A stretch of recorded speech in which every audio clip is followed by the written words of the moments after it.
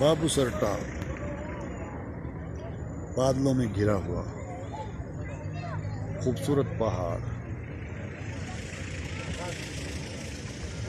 बर्फीले रास्ते,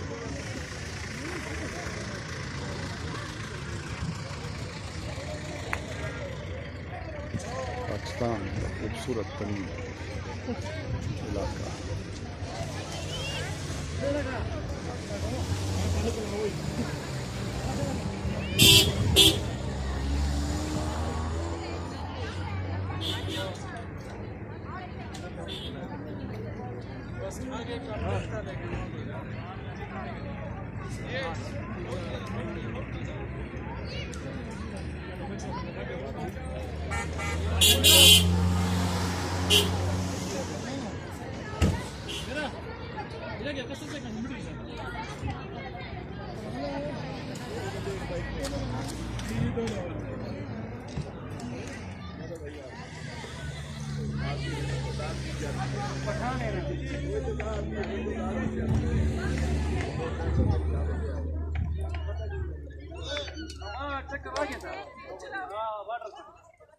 कुछ दोस्त भी रह गए वो आगे नहीं आ रहे।